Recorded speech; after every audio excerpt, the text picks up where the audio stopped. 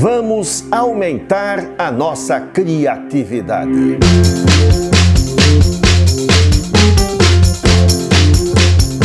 Se você gostar deste vídeo, dê um like. E importante, se não é inscrito no canal, por favor, se inscreva, me ajude a fazer esse canal crescer. Vamos falar nesse programa de novo sobre criatividade, lembrando que tem uma playlist no nosso canal sobre o tema. Se você ainda não assistiu os outros vídeos, acesse, são bem interessantes. O tema criatividade, eu estou trabalhando com vocês e me apoiando nesse livrinho aqui, Um Toque na Cuca. Há um vídeo que fala especificamente sobre o livro. Nesse livro, Um Toque na Cuca, o autor diz que a gente deixa de ser criativo porque a gente acaba bloqueando essa habilidade dentro da gente. E aí ele vai dizer os bloqueios que a gente usa. E um dos bloqueios que eu quero trabalhar com vocês hoje é um bloqueio que diz assim: isso não tem lógica. Esse é o bloqueio. Isso não tem lógica. E aqui vem uma coisa interessante. Vocês sabiam? Às vezes a gente pensa assim, vamos pensar corretamente, deixa de ficar sonhando, divagando, vamos para o ponto. O que você está falando não tem lógica. Pessoas assim são pessoas que pensam muito com o lado esquerdo da cabeça. E aqui vem uma informação. O nosso cérebro tem dois hemisférios, tem duas partes, a parte direita e a parte esquerda. O pessoal que estuda o cérebro humano fala bem sobre isso. E aí essas duas partes estão unidas por um feixe de nervos chamado corpo caloso.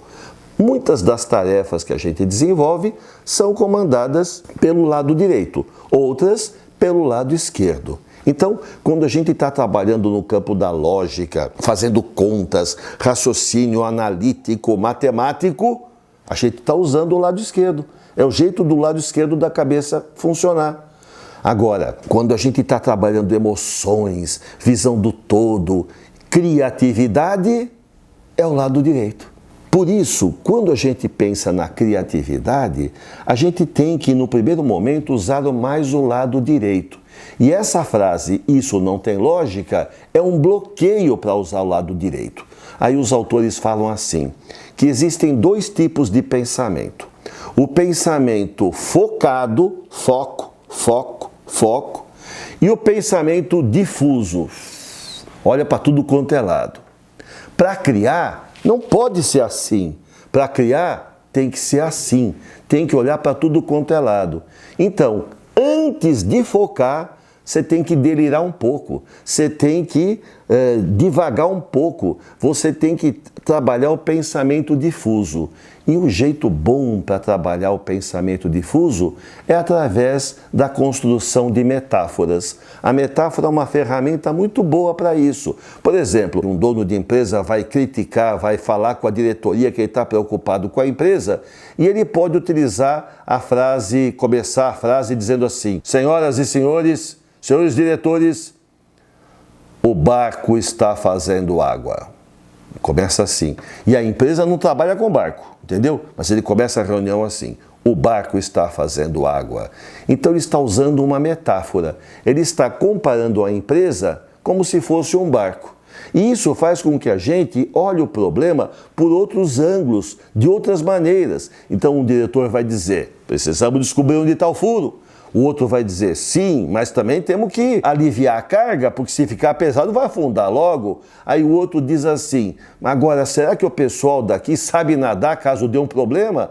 E ao falar essas coisas, eles começam a pensar num plano de ação para resolver a crise na empresa. A partir de uma metáfora simples como essa, você consegue olhar o problema por muitos ângulos. Quem gosta de série, tem uma série que é uma graça chamada House.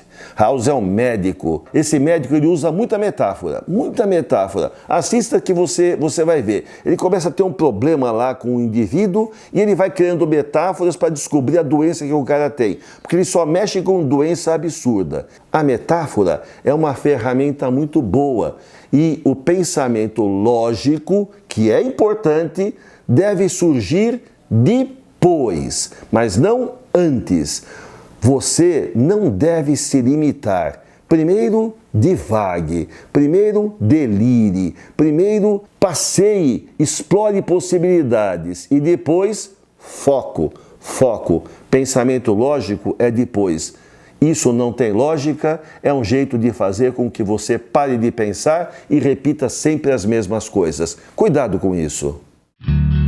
Vamos terminar de forma criativa, usando uma metáfora. Amigos, a vida é como uma banana. Você começa verde e vai ficando mole e fraco com a idade. Tem gente que só quer ser mais uma banana na penca, enquanto outras querem ficar por cima. Você tem de tomar cuidado para não escorregar na casca e, finalmente, precisa descascar para chegar na fruta.